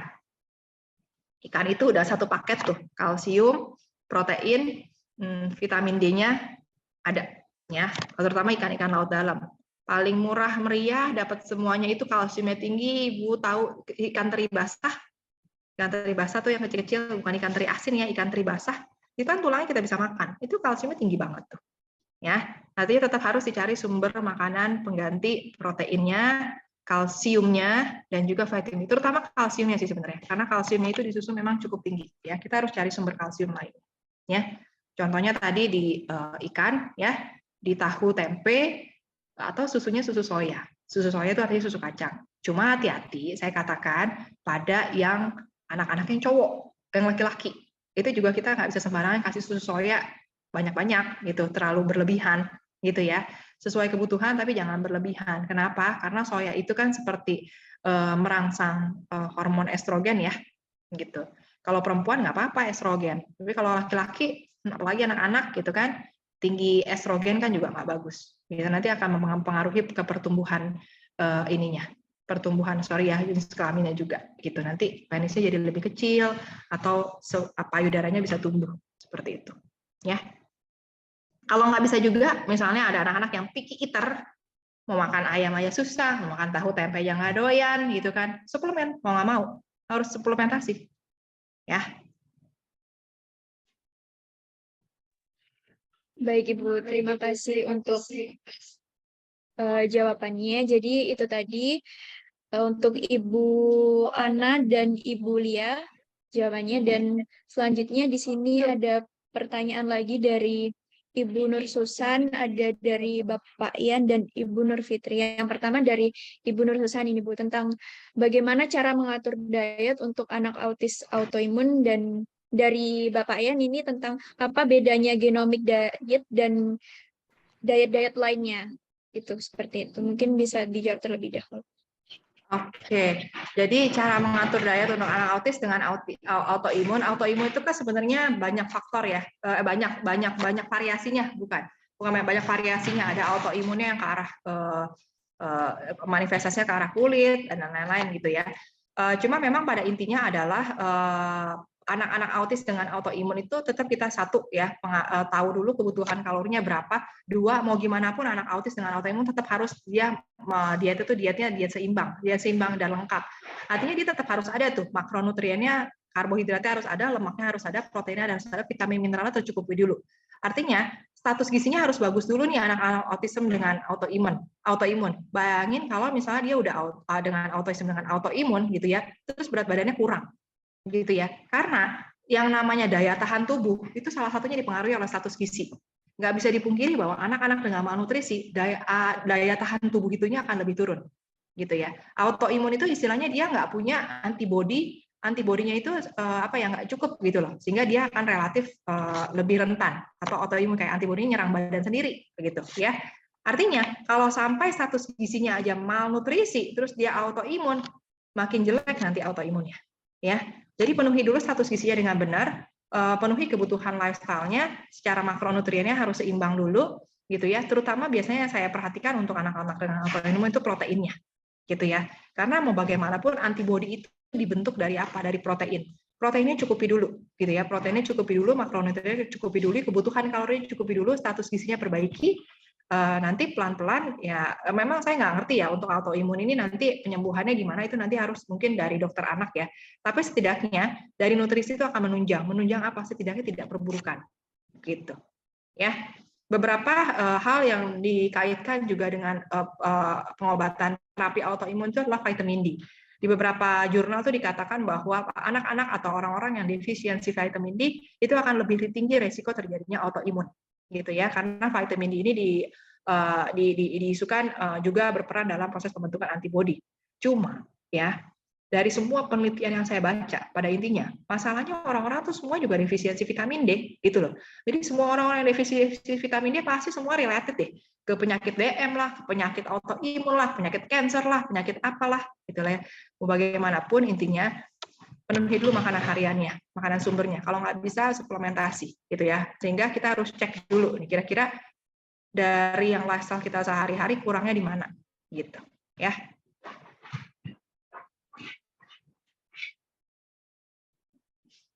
Genomic diet itu artinya apa, Dok? Apa bedanya genomic diet dengan genomic diet? Nah, genomic diet itu bedanya gini. Kalau saya nih punya pasiennya obesitas, mau saya dietin gitu ya. Tapi saya masih mengira-ngira. Nih orang kira-kira sensitifnya sama apa ya? Sama lemak kah, sama karbo kah gitu. Sehingga nanti kemudian saya challenge test dulu nih selama program. Oh ya udahlah, dietnya rendah tepung dulu atau dietnya rendah kalori dengan rendah tepung. Terus kemudian nanti kita lihat nih selama perjalanan gimana sensitivitasnya sama tepung gitu kan. Atau diet rendah lemak deh gitu kan, no goreng dan lain-lain ya. Kemudian kita lihat polanya naik kan nih dengan lemak dan lain-lain. Nah itu kalau diet yang biasa kita lebih mengira-ngira gitu ya. Tapi kalau genomic diet enaknya kalau udah ada hasil ya, udah pasti orang ini sensitif sama karbo. Oh, udah pasti orang ini sensitif sama gluten gitu ya. Orangnya udah pasti intoleransi laktos. Artinya saya lebih bisa memberikan panduan diet yang pasti gitu ya. Karena secara genomic diet itu pemeriksaan genetik itu kan sesuatu yang presisi. Presisi artinya sensitivitas dan sensitivitas dan spesifitasnya tinggi. Artinya diagnostiknya pun levelnya udah paling tinggi gitu. ya. Dan enaknya genomic diet ini bisa dijadikan panduan yang tadi saya katakan. Panduan untuk apa? Panduan untuk seumur hidup, gitu ya. Mungkin nanti di tengah perjalanan, misalnya dia periksanya di anak-anak, kemudian kita berikan panduan untuk genomic diet saat itu. Kemudian di tengah-tengah perjalanan, di usia-usia nanti dia usia dewasa, ekspresi genetiknya muncul. Contohnya genetik apa? Genetik DM-nya misalnya muncul, nanti kemudian dimodifikasi. Tapi kita tetap ada panduan dari genomic diet itu. Ya. Terima kasih atas jawabannya, Ibu Dokter. Dan di sini untuk menyelang pertanyaan selanjutnya ada video sponsor dari kami, ada 1 menit. Untuk pertanyaan selanjutnya mungkin iya bisa menunggu terlebih dahulu.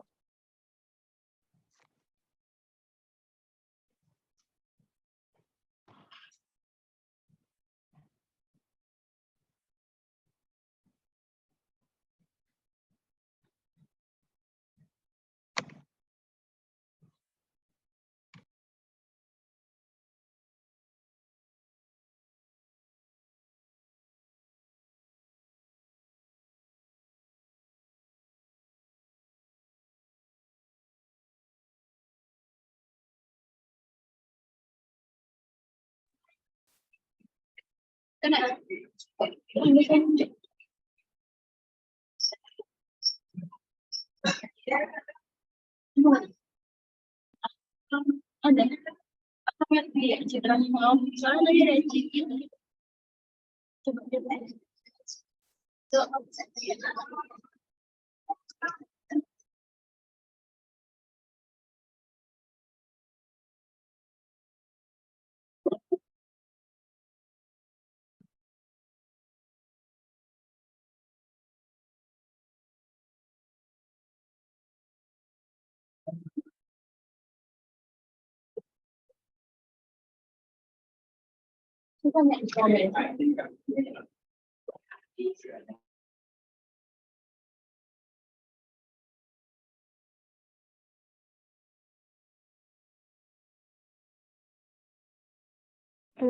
Izin bertanya kepada peserta di sini, apakah tadi suaranya terdengar?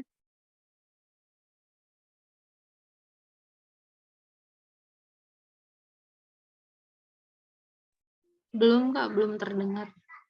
Agak putus-putus videonya ya.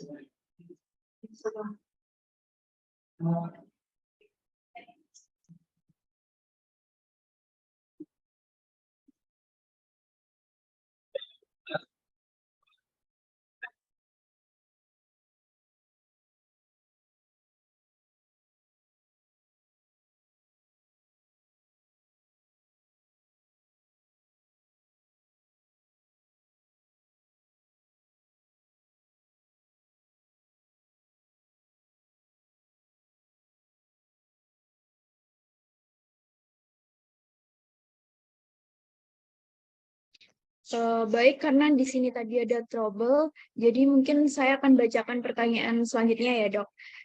Di sini dari Ibu Nur Fitri tentang untuk langkah pertama yang perlu dilakukan kami sebagai seorang guru ASD dalam membantu anak-anak melakukan diet apa ya? Karena kemungkinan besar untuk dapat melakukan pemeriksaan genetik akan susah, sedangkan beberapa kasus anak menjadi sangat hiperaktif atau intensitas tantrum menjadi sering setelah mengkonsumsi suatu makanan.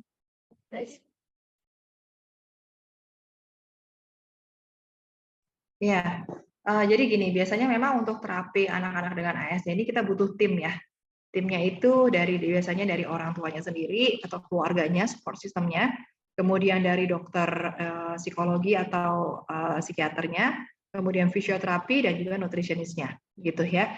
Biasanya kalau misalnya memang akan diputuskan, oke, akan dilakukan diet free gluten misalnya, biasanya kita satu persatu, gitu ya, mau free gluten atau misalnya free kasein, biasanya nanti akan kita wawancara, interview dulu ke orang tuanya, kesehariannya gimana, pola makannya, gitu ya. Oke, misalnya kita istilahnya namanya challenge test sih, namanya challenge test.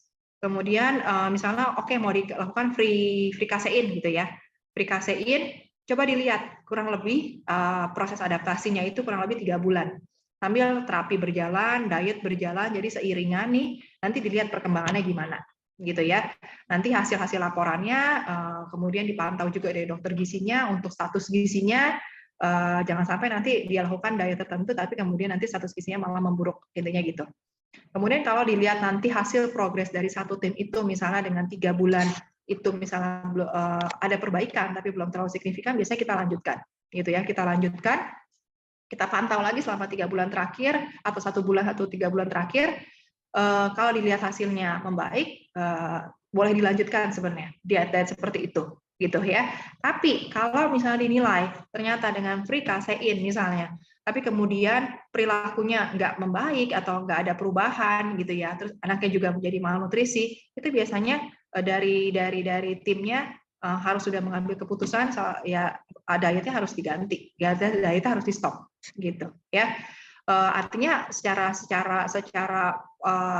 pola anak ini mungkin nggak free kasein, nggak sensitif sama kasein gitu ya.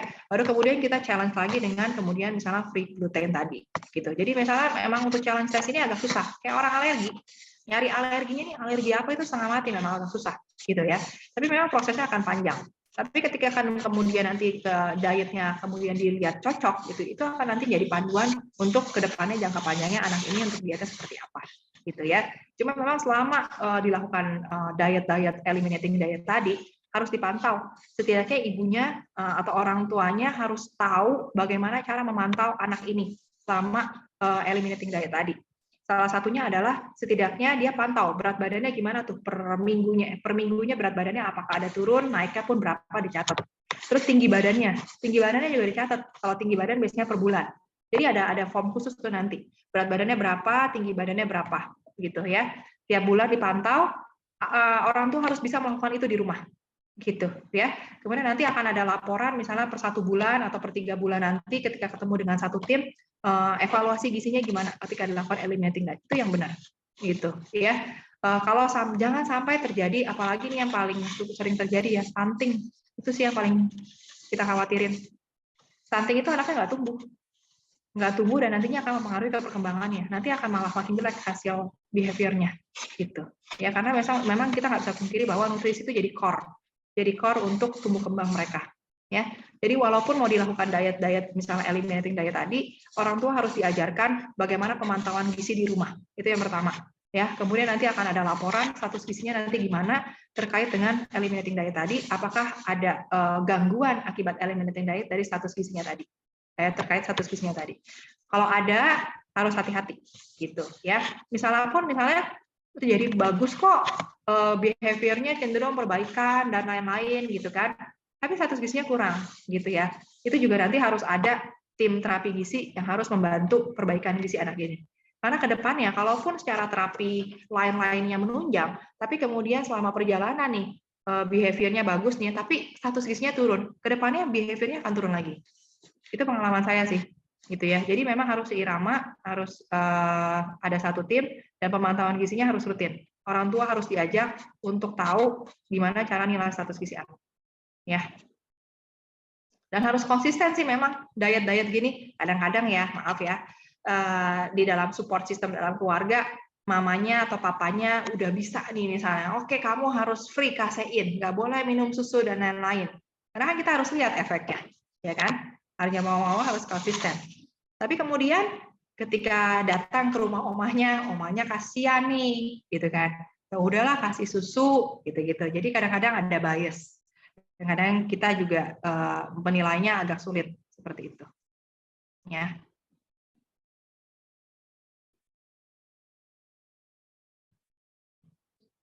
Baik, terima kasih untuk mungkin saya tambahkan sedikit ya. di sini. Saya tambahkan sedikit ya.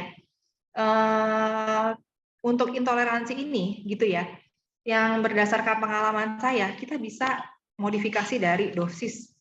Dari selama perjalanan itu memang biasanya panjang sih. Biasanya saya bisa 3 bulan, 6 bulan, bahkan lebih gitu ya. Biasanya kadang-kadang kita lihat dosis. Ada beberapa anak-anak ya, yang kita masih, jadi nanti kan biasanya ada scoring tuh. Dengan perkembangan mereka ada scoring. Oh, scoringnya udah mulai bagus nih. Ketika scoringnya udah mulai bagus gitu ya, nanti biasanya kita kasih challenge test lagi. Oh, nanti kalau mau minum susu, kamu seminggu sekali aja ya, gitu ya. Kalaupun sekali dosisnya berapa? Biasanya gitu. Karena untuk menghindari apa? Social isolation mereka, gitu ya. Di saat mulai mereka bersekolah, mereka mulai bergabung dengan teman anak-anak seusia dia. Di saat teman-temannya lagi pesta ulang tahun dikasih susu, dia nggak dikasih susu. Itu secara psikologi akan mempengaruhi mereka, gitu ya. Jadi kadang-kadang kita memberikan dosis tolerance ke mereka gitu ya untuk special event tertentu gitu ya. Tapi dengan catatan biasanya nggak sering gitu ya. Tapi memang di event-event tertentu dan dosisnya biasanya kita takar. Untuk anak-anak yang intoleransi laktosa gitu ya, tadi saya katakan bahwa biasanya mereka nggak lebih dari 200 ml per kali makan susu seperti itu ya. Dan support system harus ini ya, jangan lupa dikasih tahu ke support systemnya, keluarganya. Kalau anak ini lagi didietin freak susu, jangan di kulkas disediain susu untuk kakak adiknya yang, maksudnya di depan anaknya itu kakak adiknya minum susu, gitu. Kasihan anak-anak ASD ini, ya. Jangan misalnya dia diliatin free gluten, kemudian di dalam satu meja dia doang yang free gluten, tapi kemudian semuanya makan roti gandum. Gitu ya, kadang-kadang support sistemnya juga harus mendukung. Ketika mau minum susu mungkin nggak harus di depan anak-anak ASD ini, gitu ya, karena mereka juga harus mempertimbangkan psikologi mereka. Kok saya dibedain? Itu walaupun begitu mereka ngerti loh, gitu ya. Saya punya pasien anak ASD udah dewasa 20, saya lupa ya, 27 apa 29 tahun, anak dewasa, dia obesitas 100 kiloan lebih gitu ya. Dan awalnya jujur aja ketika saya ngejelasin gitu ya, anaknya udah dewasa, udah mandiri, udah kerja gitu ya. Waktu dia didampingi ibunya, waktu itu ibunya bilang waktu ASD-nya cukup berat dok waktu kecil, tapi kemudian perbaikan pelan-pelan secara behavior dan kemandiriannya. Kemudian ibunya bawa ke saya untuk nurunin berat badan. Pas saya food recall, saya interview gitu ya, ya tahu ya anak ASD gimana konsentrasinya nggak fokus dan lain-lain gitu ya. Tapi kemudian saya bilang ke ibunya, ya ibu harus dampingin ketika selama proses diet gitu ya. Dan yang terjadi hasilnya jauh lebih bagus dibandingkan pasien-pasien saya yang non ASD hasilnya. Bagus banget. Karena ketika kita bisa menjadi masuk ke dalam apanya ya, masuk ke dalam ininya dia, lifestyle dia sehari-hari, kita ngerti, oh sehari-hari kamu makannya gini gitu ya. Kemudian kita beritahu kamu celahnya di sini, nanti kamu harus seperti apa gitu ya. Dan anak-anak ASD itu punya spesial yang ketika mereka harus ada aturan, dia akan ngikutin bener-bener. Biasanya gitu nggak? Kalau saya sih ngeliatnya gitu ya. Ketika mereka ada aturan, dia akan strict banget gitu ya. Kemudian saya pandu pelan-pelan, makanan nanti harus gini gitu ya. Nanti satu piringnya ada nasinya berapa sendok, nanti kalau makan lauknya berapa potong, nggak harus digram-gramin, berapa potong, nanti sayurnya, nanti kamu kalau makan sayur, nanti sayurnya segini ya, gitu kan, berapa sendok, dan dia benar-benar ngikutin, plok gitu, ya, hasilnya bagus banget. Aku lupa, nanti lihat di IG-ku deh, dia itu, aku memang nggak tulis di situ anak autism, karena memang aku ngejaga privasi pasien juga, tapi dia turunnya 22 kilo dalam waktu berapa ya, aku lupa, 4 bulan apa 3 bulan gitu.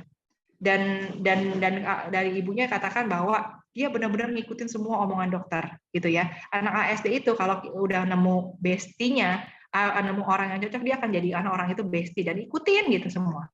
Jadi memang bisa dibilang anak ASD ini bukan berarti nggak bisa diet, sangat bisa gitu ya. Tapi memang harus ketemu polanya ya.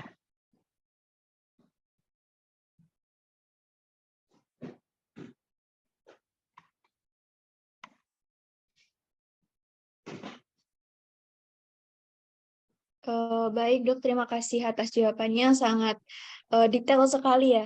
Dan untuk selanjutnya ini mungkin pertanyaan penutup dan juga ini untuk penutup dari webinar ini juga.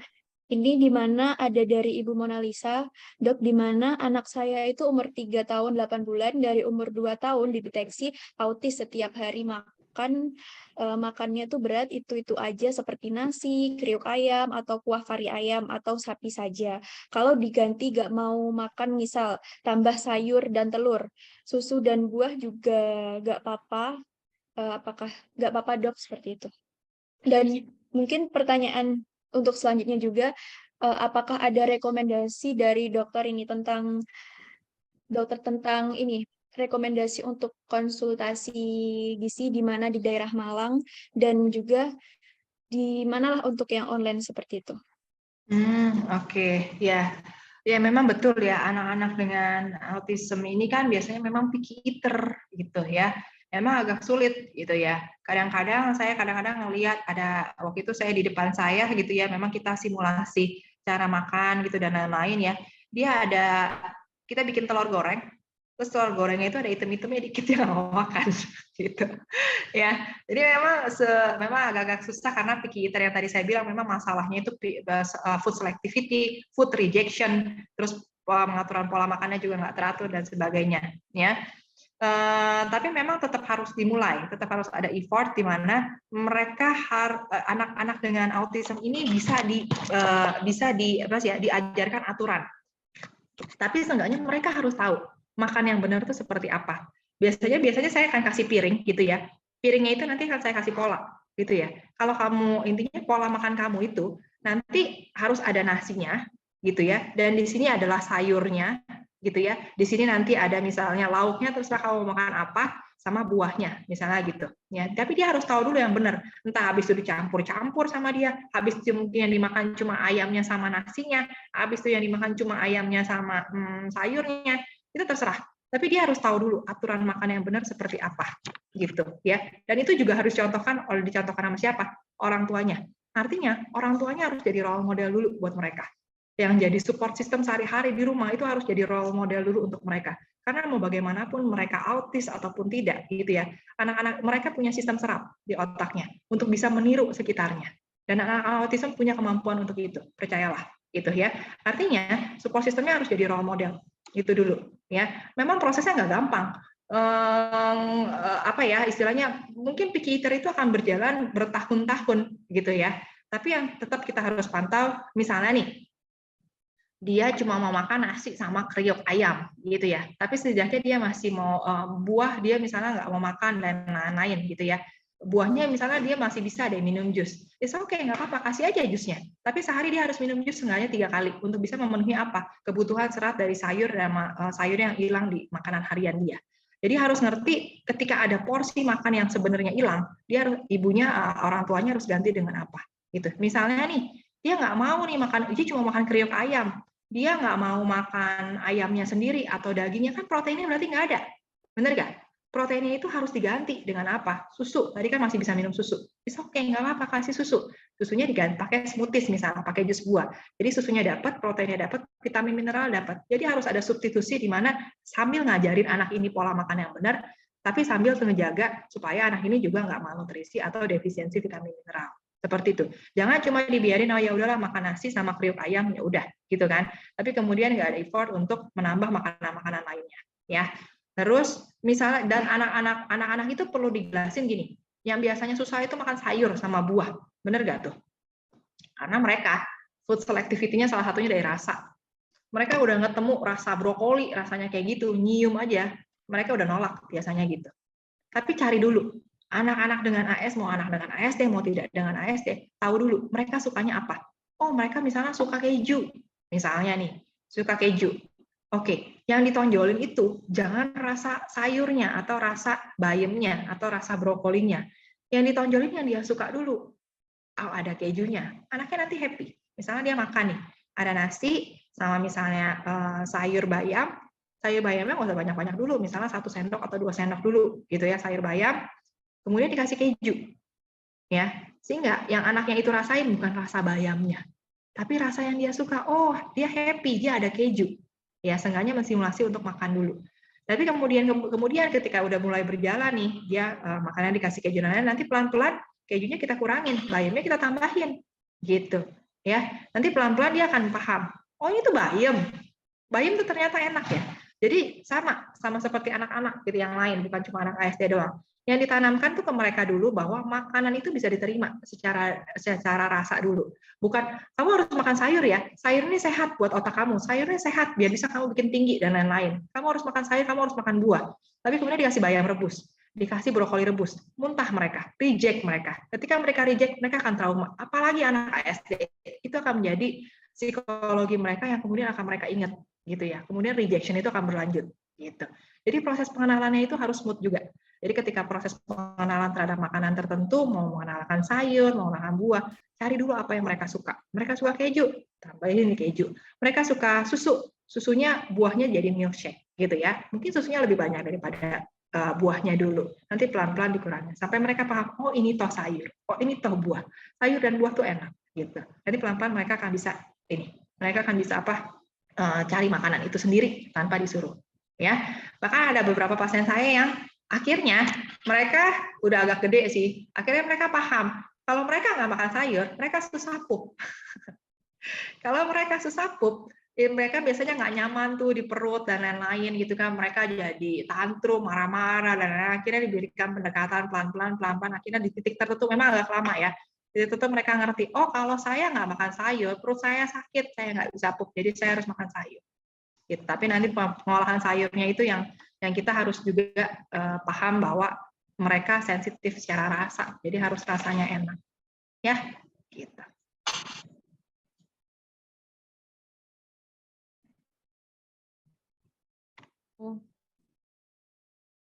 Baik Ibu, terima kasih. Untuk selanjutnya mungkin ada rekomendasi nih tentang konsultasi Oh gizi iya. itu bisa melalui kontak person mana seperti itu. Silahkan. Kalau di Malang nanti mungkin saya ini ya. Kalau di Malang nanti coba saya tanya ke teman-teman sejawat saya yang di Malang ya, begitu ya. Coba kalau untuk online, kalau memang dari setahu saya nanti mungkin dari Ibu Linggar juga bisa info ya. Kalau memang ada pemeriksaan genetik dan lain-lain, itu nanti konsultasi gizinya bisa online juga, mau dari daerah manapun, ya. Tapi kalau untuk di Malang nanti saya coba tanya teman sejawat saya yang kira-kira nanti apa itu di sana, ya praktek di sana. Baik, terima kasih. Jadi itu tadi Bapak Ibu, dan terima kasih sebelumnya kepada Ibu Dr. Mulyana Daya yang sudah menjelaskan begitu detail tentang materi-materinya dan sudah menjawab beberapa pertanyaan yang mungkin bisa dibilang sangat banyak ini. Dan di sini untuk Bapak Ibu bisa cek di chat untuk Bapak Ibu peserta yang membutuhkan penjelasan lebih detail mengenai DNA profiling dan juga genomic diet, silakan menghubungi Ibu Liem Linggar di 081-831-4169 dan juga untuk online itu juga bisa dilihat di Instagram di mana sudah saya ketik di chatroom, di situ ada @kliknutrisi_Dr. Mulia spesialis gizi klinis. Seperti itu. Sudah bisa dilihat di room chat ya. Dan untuk mengingatkan juga, jangan lupa untuk Bapak Ibu untuk mengisi link presensi. Mungkin di sini saya akan share lagi.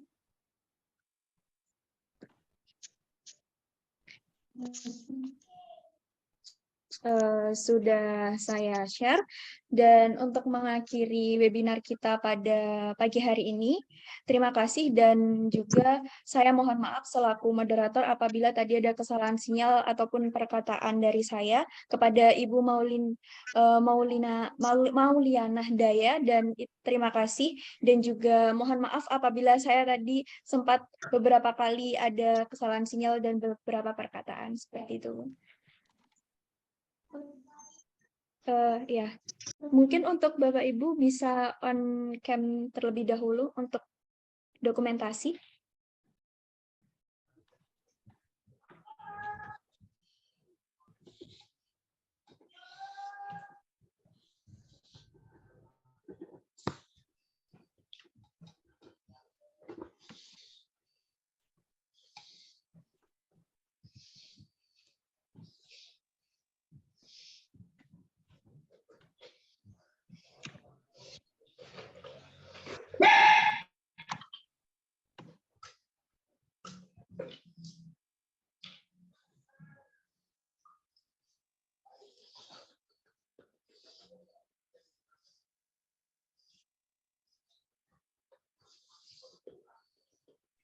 Silakan Bapak Ibu untuk on kamera untuk dokumentasi.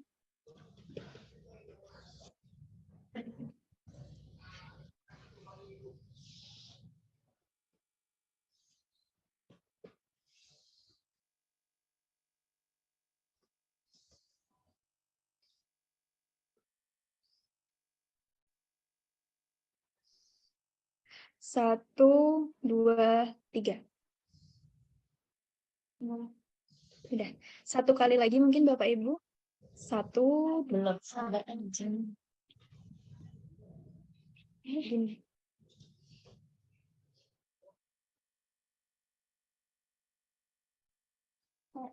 Satu, dua, tiga.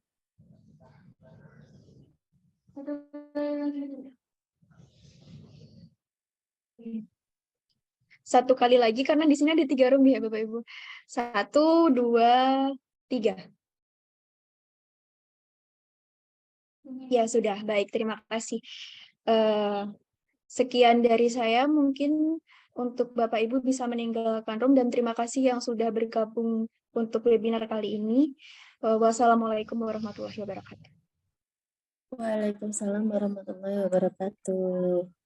Waalaikumsalam warahmatullahi wabarakatuh. Terima kasih.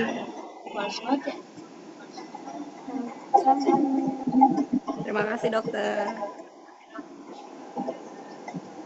Gak bisa ya? Terima kasih dokter.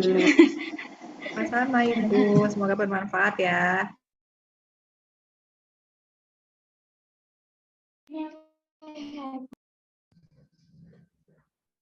Terima kasih dokter. Terima kasih.